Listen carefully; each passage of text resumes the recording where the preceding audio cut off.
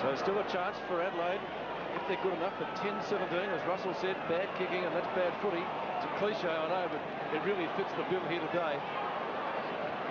Brown should mark this. Yeah, Brown used as that option when they go short in the 50 because he's such a good mark. Gavin Brown directing traffic.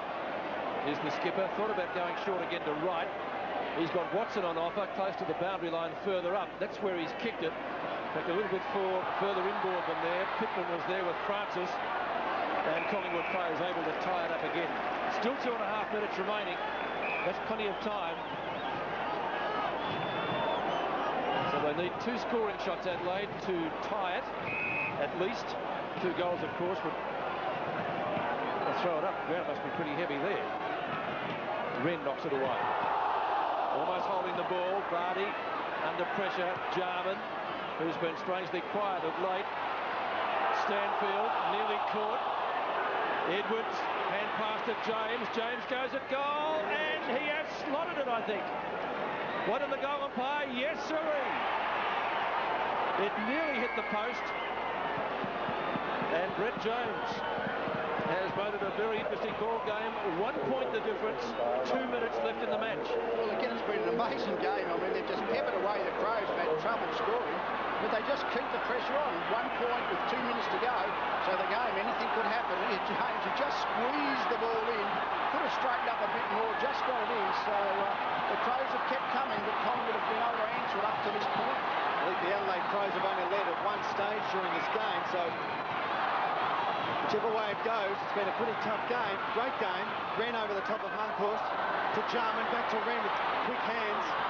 Nice 50-metre punt into the forward line for the Crows. Gavin Brown under the mark, and Nathan Buckley taken high. Being moved back into the back line, gives us some stability. It was pushed back as a loose man in defence when there's only a minute or 2 to go. Collingwood got a 1-point lead, and Buckley's really just been very, very good today. Well, he's got Alex McDonald on his own. He wants to slow it down, possession game. Essendon did this a few weeks ago, unaware of the time, but if they can keep chipping around and keep possession,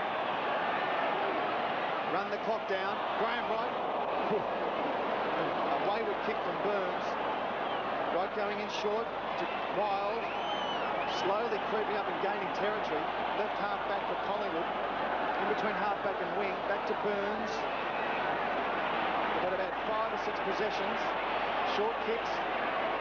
And this is that situation where the Crows players have to push up from defence to make sure that there isn't an unmanned Collingwood player. Should go to McDonald. He's unmanned at the moment. Didn't see him.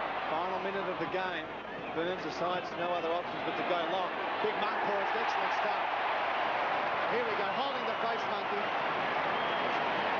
Let the clock go down. He's called time on, so there's nothing much you can do here. He's caught one high from Pittman. But I think his old stager, Lee, you probably know more about him than we would. Oh, yes, I think he's tried to hold up time. The umpire umpired well. He called time on very quickly, but just the fact is Collingwood have got the ball. They know there isn't too long to go. Damien Monkhorst is a punter by trade, but he could take up acting. Big marks needed here. Punch away by Smart. Now Bickley. Edwards. Back to Smart. Kicks loose off the side of the boot. Brown. The captain's mark may save the day. He gets up gingerly, Gavin Brown. They must retain possession here. Any turnover could be costly. But they've got the best man for the situation in Nathan Buckley, whose disposal is usually pinpoint, as indeed it is here to Gavin Krasiska. Still the clock ticks down. Krasiska at left half back. There's the siren. Collingwood have sneaked home by the narrowest of margins. Adelaide so near, yet so far today. 13-6-84, the Magpies and the Crows in an accurate combination today. 11-17-83. I think that last passage of play almost said it all, that when the ball was kicked quickly forward, it was Gavin Brown who took